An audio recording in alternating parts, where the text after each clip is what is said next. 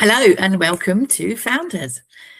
This is the collective of women entrepreneurs, and I am glad to welcome today Verona Bissett.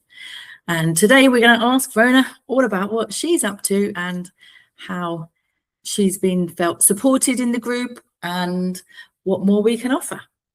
So, hello Verona, how are you? Hello Vicky, thank you for inviting me today. I am so glad to be part of this group. It is definitely a bunch of women who are very empowering and very inspiring, and we're all moving forward together. So I'm just really glad to be part of it. I'm really glad to be part of it. Where would you like me to start? Well, yes, I mean, let's have a go. So if just tell me a little bit about you, about your journey. About me, what I run right now is self-help hub for women. And that has come about after a lot of reflection and looking at my life and looking at what's happened to me. And it's all based on personal experience. So I wouldn't say a lot of my work isn't to do with having qualifications, so to speak. It's to do with personal experience and what I've gone through. Experience, yeah. Key, isn't it? Yeah, definitely. The one thing money can't buy, experience. Experience, cannot at all. So when I was around 38 years old, I was diagnosed with fibroids. And by the time I was 42, I was having a full hysterectomy. Now, oh wow. Exactly. Yeah. I was like, but to be quite honest with you, at the time I had the hysterectomy, I was really like, okay, this is the right thing to do, because I was going through so much suffering. The prior 2 years before that, I was really suffering. We're talking 3 weeks bleeding in a month, and it was just an absolute nightmare. So it was just like the thing to do for me at the time. At least that's what I thought. And in thinking that, I did what the doctors told me to do. Hindsight is a funny thing, but looking back, I found out that I didn't ask the questions that I should have asked during the time I was going through that. I didn't speak up for myself. I didn't feel empowered to. And a lot of the work I do, and I work with women, is about empowering women to speak up for themselves in all different types of situations. But I think it's about knowing what to ask. That's it, yeah. I'm feeling How do you know what to ask? It's funny, isn't it? Sometimes, like if you're going in there with your kids and stuff, you've got it all. You know, you're protecting them and you can think of everything. But when you're actually the person not well, yeah, it's not all. You're not firing on all cylinders, and also you've got worry fogging you out, haven't you, with what's going on? And when you're not well, you're at a drawback. You're actually, there's less to give. There's less to give. It's a bit like, when you have a funeral and somebody dies, and then you have to go and organize that funeral. That's when you're at your worst. But that's when you've got to be at the top of your game to be able to organize and make sure everything goes well. And it's the same type of thing. You're at your worst. You're going through something physically, emotionally, and you're just not asking the right questions. You're not finding out what you need to know. And you're just going by what medical practitioners are telling you, because you think, well, they know what they're doing. I mean, we're talking 12 years ago, though. So I kind of expected things to change, but in conversations I've had with women today, the same things are being said.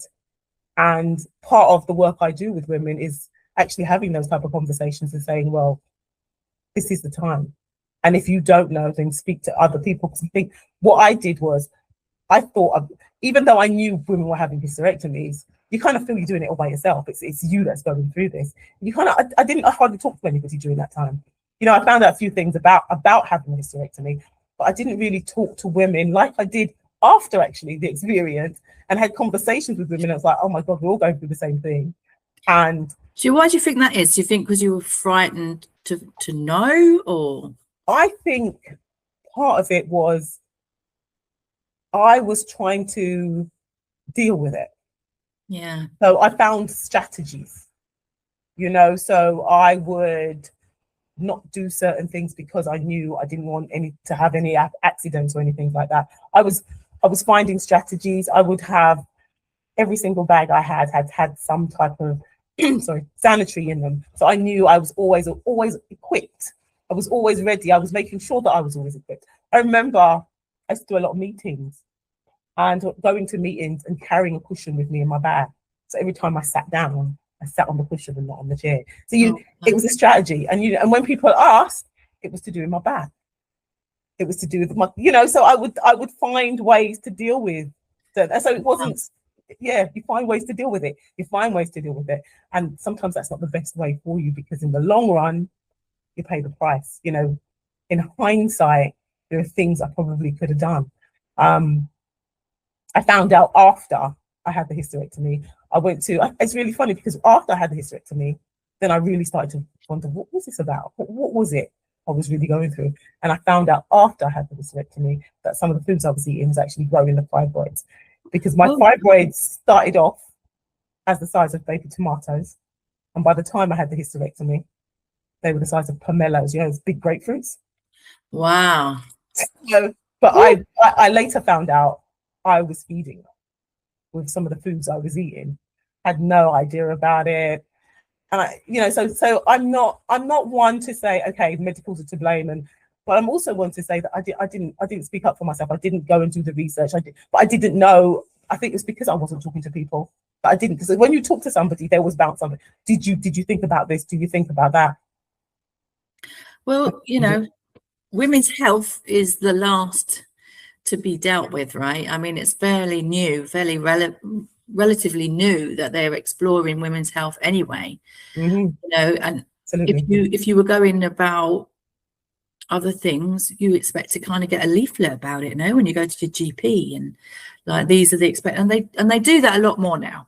Yes, but, it's still limited though. It's still very limited, and a lot of young people I speak to still are saying, "Oh yeah, they've offered me a hysterectomy." I'm like, you're in your 30s, do you really want to take away the opportunity for you to have a baby if you haven't had one already? And is this the only way to go?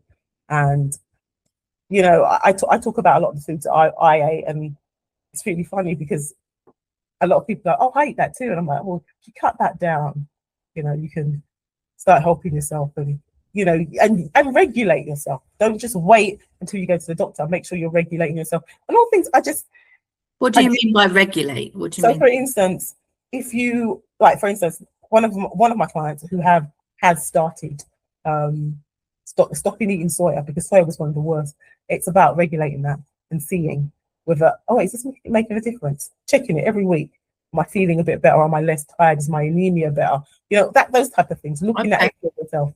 I mean, now doctors are actually sending you to look after you. I mean, I've had a situation where I went to the doctor recently, and they said to me, "Go home and take your blood pressure for a month for every day." So it's almost like you have to look after yourself in the health world anyway. So it's time, if we but it's free, right? Yeah.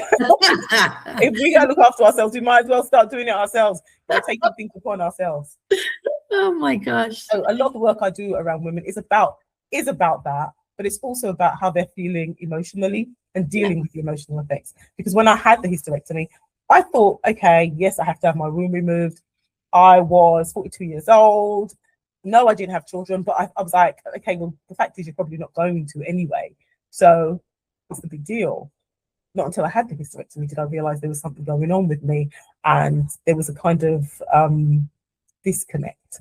Like I felt like I lost something. I remember the day after I had the hysterectomy, sitting on a chair crying, and another person that was in the ward, she came up to me and she said to me, "Why are you crying?" And I said to her, "I was in pain." And she said, "Oh, why don't you ask me for some medication, for the pain?" And I said, "Not that kind of pain." But even when I said that, I didn't know what I meant. But I knew it wasn't that kind of pain. I knew it wasn't physical. I wasn't talking about physical. Yes, I had physical pain, but it wasn't about that. Because there was like a pain, a hurt inside of me. And I think that was actually the toughest part of the hysterectomy. Not so much the physical part, because I healed quite well. It took me about 3 weeks for me to heal, especially on the outside. I went to the nurse and she was like, you're healing. You don't have to wear the swabs and, you can take out the stitches and all that kind of stuff. But it took me longer to heal on the inside, and then it also took me longer to heal internally, because there was always a smile on my face. I'm a smiley person. I like to smile. And people around me, even though my mum and dad actually were here at the time when I had it, they would have said, "Oh, she was all right." Yeah. If she had her days, but she was all right. They would have believed that. And they wouldn't have believed that because it was false. And yes, it was false, but they would have believed that because that's the impression I gave them. I gave them that impression that I was like, Yeah. it's cool. And you can always mask it with a smile. And I guess I kind of did that for a couple of months. I masked it with a smile. And then I just, like, I had to stop. I had to stop and just say, like, what is it that's going on? Why am I feeling so down and so, like, withdrawn? And, like, people were saying to me, hey, Raina, you're not hanging out anymore. And I was going out of my way too, because I had just had the hysterectomy. So I needed to prove that to myself. But then there was a part of me that just didn't want to be around people. And I started doing some serious reading about myself. I started doing some serious self-work. So my journaling went up threefold, and I was writing loads and loads. Right. I was listening. You found that journaling really helped you? Oh, yeah, love to journal. Because, like, you got to get it out, right? Yeah. So, but why do you think women always mask it? Like, I'm all right. Where's that come from? I think we feel that we have to get on for everybody else. So if we're not looking after our kids, or we're not looking after our family, or we're not, I don't know, going to work and paying the bills and looking after people at work, or whatever it is, we're kind of look after us. And it's actually easier sometimes to look after somebody else and feel the value of looking after somebody else than it is to look after yourself. Yeah, I think that's definitely, I think you hit something right on the head there, because that is true about so much self-work, isn't it? That is easy to avoid it. Of course, absolutely. And then what we do, we close it all off, don't think about it, keep going. But at some point it's going to come back at you. Because there's a really famous saying about where tears fail to flow, other organs might weep. Mm-hmm. And that's all about, deal with it. Yeah. And it hits us later in life, doesn't it? Yes, it does. And yeah, I know it's just, I mean, I've worn a mask most of my life too. So, and I've always, you're the strong one. Anyone will come and give you the problem, ask you why and all of that. But all of a sudden, it's a very strange thing, isn't it? When you have to take that mask off. And you don't like what you see. You just don't like what you see. And you've almost created a little identity for yourself. And your identity is, well, I'm the one that can deal with it. I'm the one that can, nothing really happens. The things that happen to me can be dealt with. It can be almost literally swept under the rug. Yeah. And the fact is, when you lift up the rug, there's loads of stuff there. You start tripping over that rug. You've got no choice but to do something about it. And literally, that's what I did. I lifted up the rug and I was like, oh, there's something going on there, and I need to start looking into it. So yeah, journaling was a massive thing for me. I'm not a great meditator. I find it very difficult. But I have to admit, being silent and being still is really, 2 minutes of silence sometimes. I give myself every now and again. I'm not going to say I'll do it every day, because that's going to be an absolute lie. But every now and again, I will sit in silence and listen to what my body and I am telling myself. And it kind of grounds me and brings me to a place where I can hear it. Sometimes I don't even like what I'm saying. I'm like, is that what you're thinking? Like, because it's really funny, because if somebody else was saying it to you, and like your best friend was saying it to you, you'd be like, don't be ridiculous. That's ridiculous. I think that when you hear that voice going off in your head, and you actually listen to the way it speaks to you, you would not talk to another human being that way. No, you wouldn't. It's nasty sometimes. And we have to check in, don't we? Just check in. Do we actually deserve that to be spoken to like that? Exactly. Because your mind is just not you. It's just another organ that's designed to think. Mm-hmm. And if we don't give it anything to think about, it will start making its own stuff up. Exactly. Absolutely. And mine's very creative, so I have to be careful when it comes in that I'm going, pay attention. Absolutely. Because otherwise you feel rubbish again. So what do you think your long-term vision is for the Self-Help Hub for women? I think for me, it's about female community. It's about sharing knowledge, but also creating something that is really connecting. Right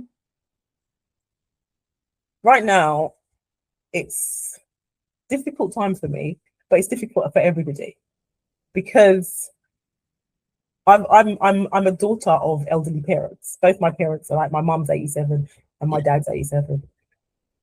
My uncles and my cousins that were all part of my village, they're all dying. They're all getting old. Sorry. They're like, but they're all 90, 80, so they, it's time. You know what I mean? It's time. They've lived their time. But if that community didn't exist, as much as, yes, my mom and dad are my parents, but if that community didn't exist, I wouldn't be the woman I am today.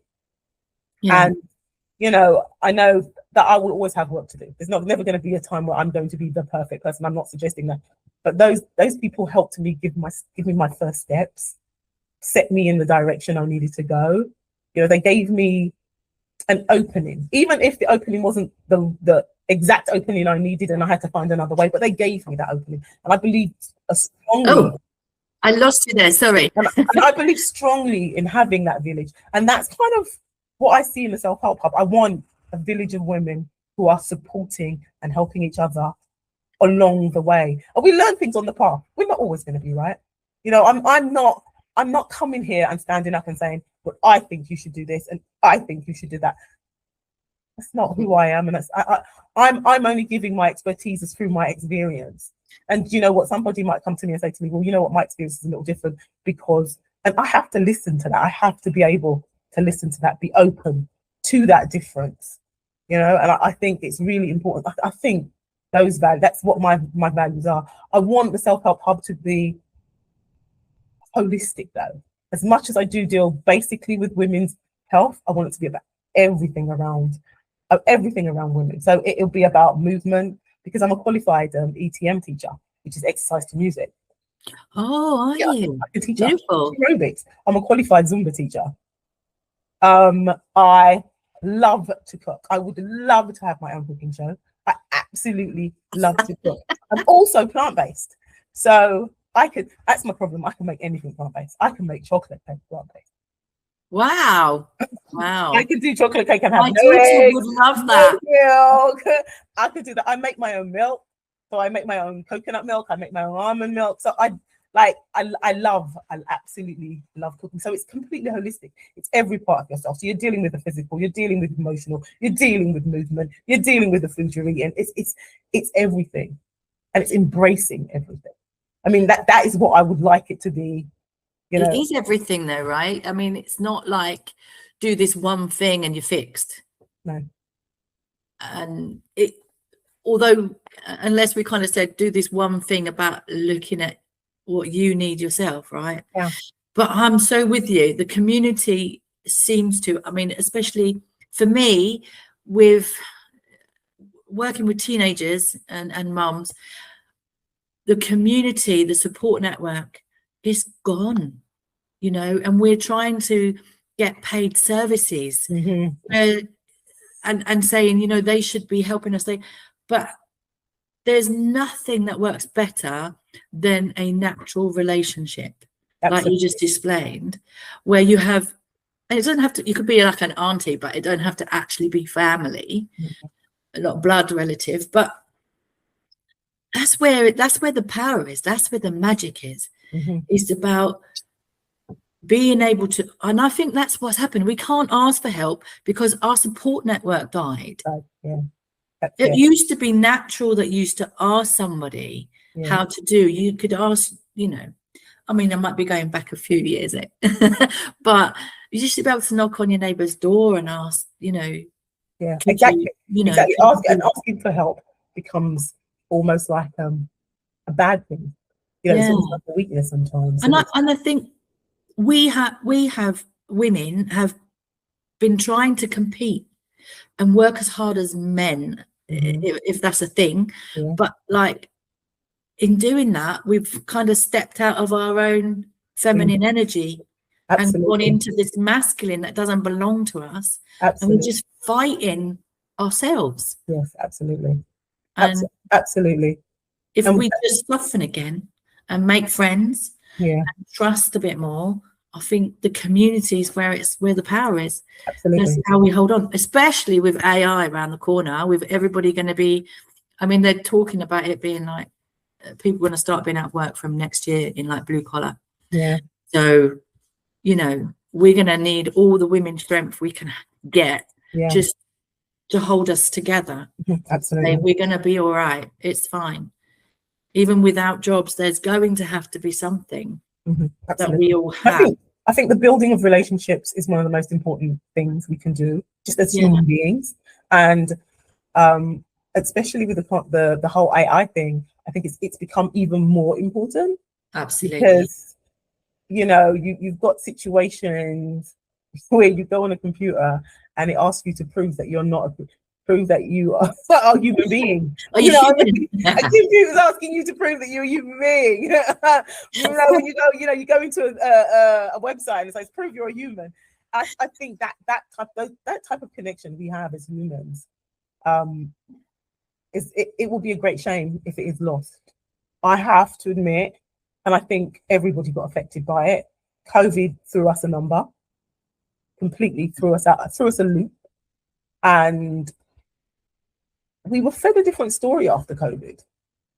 We were fed a bit of a, you can connect online, and it's okay to connect online. And I'm not saying there's anything wrong with connecting online, but I think people need to connect as people, as human beings, to be in relations and in that kind of like face-to-face, one-to-one. You know, I think that's really, really important. And I think it's been dumbed down a little bit some way, because it's like, oh, we can do it online. You meet more people because you're online. And I'm not saying no, but it has its benefits. But I think the professionals took advantage of being online more, because you could, the professionals and like the capitalists, where you can serve many people on 1 hour. You can, it's infinite, isn't it? How many people you can speak to at once?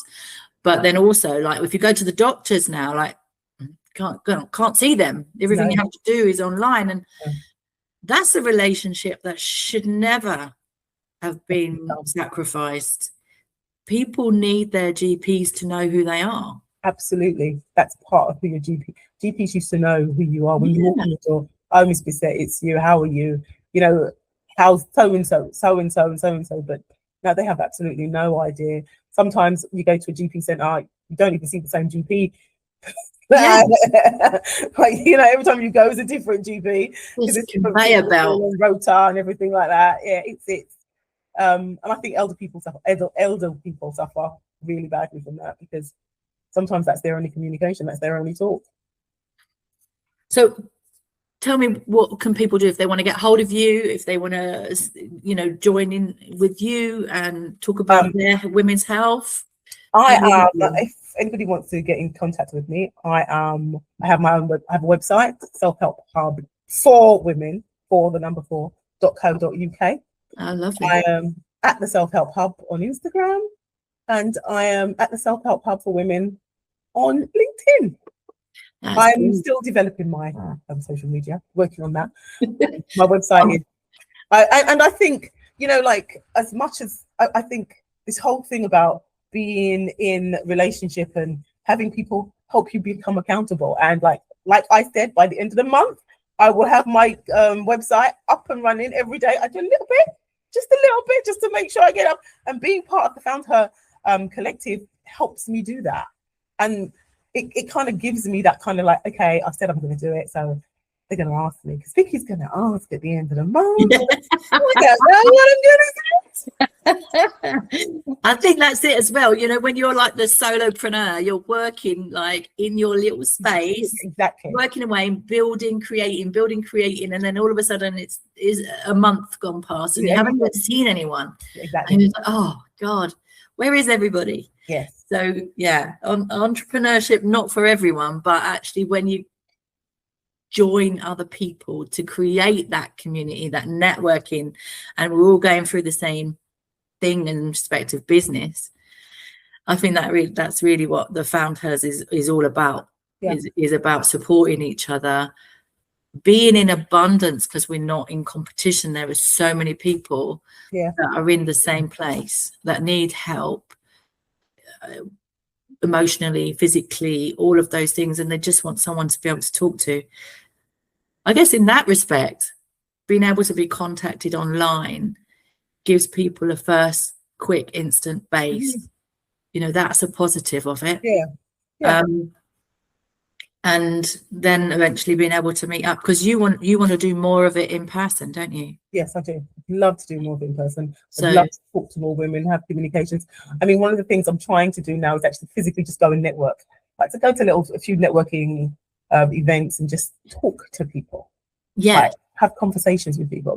It's not about getting up on stage and talk. I would love to get up on stage and talk, but it's not necessarily always about that. Sometimes it's about having those conversations. Just having those conversations, meeting those people. Well, I'm all about, build it and they will come. Yeah. So I think, and that's what we're about together, isn't it? So wherever someone's got an idea, like we're just going to hire a hall, a church hall or something, and just put up, this is what we're doing. Yeah. And people are able to come to it. Yeah. Yeah. And so people can have their own ideas and bring it on. Absolutely. 100%. We won't be able to rely on big employers forever, I think. No, exactly. So people have to get their own thing going. Yeah, absolutely. Yeah, absolutely. And I think a lot of young people are starting to do this, but I think they need to be guided in their reasons for doing it. Because I think if you do it and it's all about the money, I'm not saying you won't make money, but it will be short-lived and you will not be happy in doing it. There's going to come a time where you're just going to be worn out and you're going to break, and then you're going to do things that are not necessarily the right things to do, and then the money's going to go, and then you're going to feel lost because you're going to think that you were what you were doing as opposed to you were the person that was creating it, and you're more than that. We need the young people to find a problem to solve and then see what comes naturally.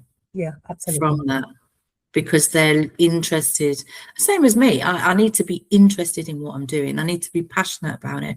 Otherwise I'm going to end up scrolling. Which is like, that's just so addictive. We could all waste our life doing that. Completely. I think when I started the Self-Help Hub, it was a bit like that. I thought, okay, I'm going to do this. This is something I'm going to start, and it's all about making the money. And I got lost in that, and then all of a sudden and I think life hits you at every stage of your life. You get hit with something, and then all of a sudden you have to sit and be still with it and think about it and say, well, you know what, that's not who I am. And it's not about necessarily the identity. It's about the true you, because you truly know who you. If you search, if you ask a person, well, who are you? A lot of people have absolutely no. They'll just look at you and go, I have no idea. But if they give themselves time and truly sit with themselves, in complete stillness, they will figure out who they are. And they might not be the person who stands up offering a program or whatever it is you're doing for your business. That might not be who they are to do it that way. So, you find out who you are, and you grow, because, yes, I'm 54 years old, but I might not be the same when I'm 64 years old. I wasn't the same as I was when I was 34 years old. And I definitely wasn't the same when I was 24 years old. Completely different girl. Even when I look back when I think about that 38-year-old, I could have told her, like, from what I know today, like, she wouldn't have had a hysterectomy. She wouldn't have. Yeah. She wouldn't have. She would have taken steps herself. She first of all, she would have asked the doctors so many more questions, and she wouldn't have felt, because there was a time when I did ask a few questions, I kind of got, I wouldn't say shut down, but I got kind of like, you kind of know what you need to know, and don't ask anymore. I know what's going on with you, and this is, I'm a doctor, so, and she kind of thought, okay, well, yes, this is the medical person, but you're talking about your body. And it's really important that you are aware of it. You speak for yourself. You have a voice. You make sure your voice is heard. And you don't feel any way. There's no way to feel about it. It doesn't matter. Because at the end of the day, it's about you. Yeah. And a lot of times just feeling heard, listened to, valued is enough to sort of make you feel a bit better, even if it's not going. But to be dismissed is always, in my opinion, always wrong, and that's a red flag. So if someone's dismissing you and saying that you shouldn't feel that way, or you don't know, that's a red flag to say, I don't think I need to speak to someone else, right? Yeah, exactly. Absolutely, 100%. Absolutely 100%. And I think all I can do is share my mistakes and say, well, your experience is, you know what? I don't like the word mistake means that you just didn't know. So, and while we learn from our mistakes, everything you've got is giving you a gift to give to other people. Exactly. That are going to go through the same thing or have been diagnosed with similar, and now they can find you. Yes. So tell me again, where do they find you? They can find me at the Self-Help Hub for Women, the number 4. I say for women because if you put in FOR, it won't work. forwomen.co.uk.